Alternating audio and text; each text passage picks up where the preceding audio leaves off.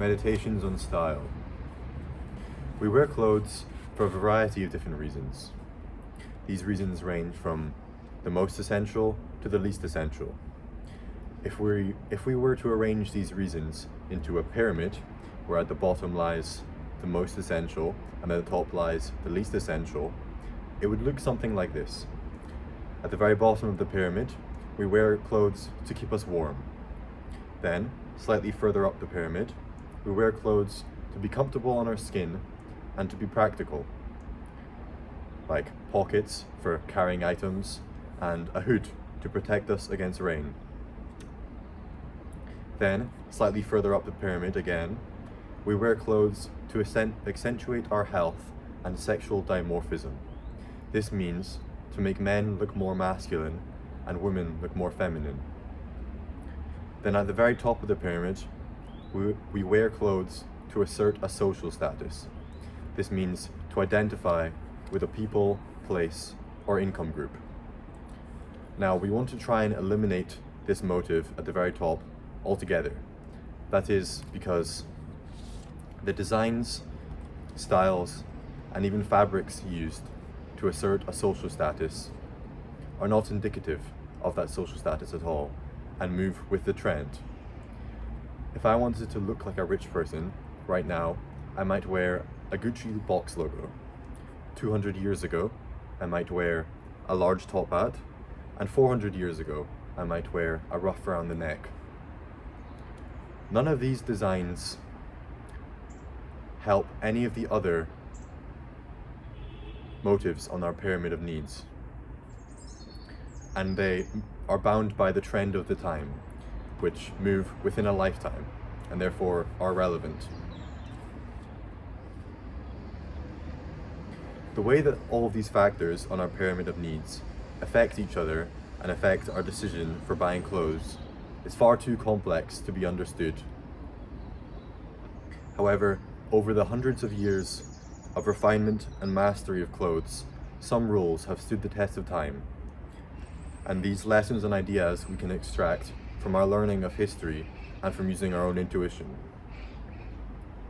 To begin, the relationship between materials used for clothing, the price of investment and maintenance of clothing, and the effectiveness of satisfying our needs, that pyramid of needs that I just talked about, I believe looks something like a positive exponential graph of decreasing gradient. I've drawn the graph to illustrate this point. As you can see, along the bottom axis is the price invested into the buying and maintenance of clothes, and along the y-axis is the effectiveness of satisfying that pyramid of needs. As you can see, it's a very high gradient. We might call this gradient the return on investment. So the return on investment is very high and then starts to taper off and then reaches a point. This point is called the point of diminishing returns, where the return on investment of increased money invested into clothes is not worth for the effectiveness of satisfying the needs. Some materials that lie on this graph are polyester. Polyester is not very good at satisfying that pyramid of needs, but it's also very cheap. It's down here. Then, slightly further up, we have low quality cotton / workwear. This looks like cargo trousers, general workwear. As you can see, it's better at satisfying that pyramid of needs, and it's a bit more expensive, but it's not as good at satisfying that pyramid as linen, which is very good for satisfying those needs, but it's not very good at keeping us warm. And then here, in what I've called the sweet spot, we have high quality cotton. High quality cotton is very easy to maintain. We don't have to use a dry cleaner. It can just be thrown in the washing machine and ironed, and it's still relatively cheap. But even further along, we have materials like cashmere, wool, and sheepskin. These materials are better at satisfying that pyramid of needs. They keep us warmer, they look better, but they're much harder to maintain. As you can see, they're much further along, and they cost a lot more. So if you have the money, you should be buying these materials. But no matter what your income, we want to try and stick within this sweet spot as much as possible. That sweet spot, I believe,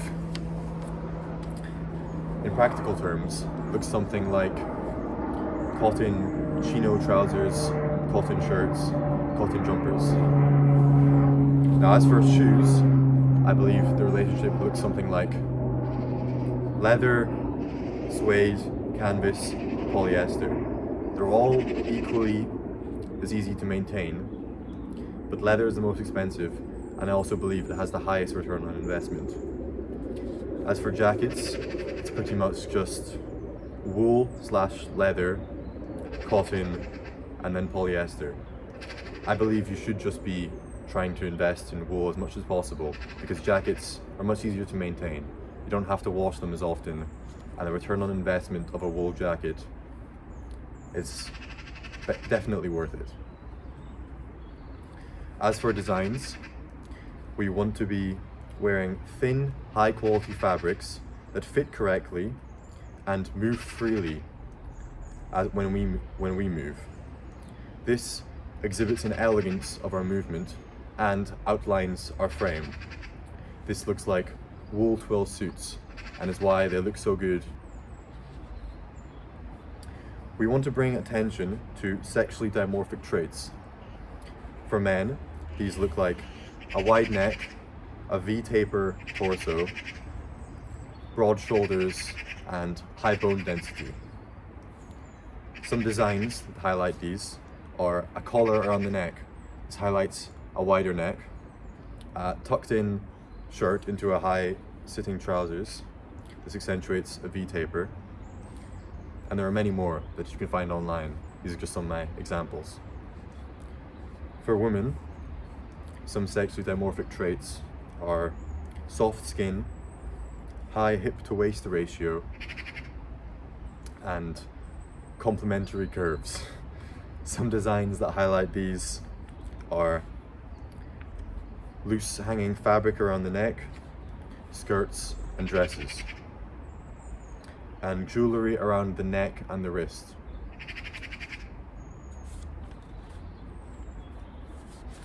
Now, these designs do not cost much more than a regular t-shirt. A collar is just a little bit of fabric. And yet, if it's better at satisfying that pyramid of needs, then the return on investment is much higher than a regular t-shirt. Therefore, we want to be abusing these designs as much as possible. Now, obviously we want to be modest, so only wear these designs how and wherever possible. But if it has a higher return on investment, okay, think about it, if it has a higher effectiveness of satisfying that pyramid of needs without a higher cost, then we want to be wearing that. That's all my thoughts.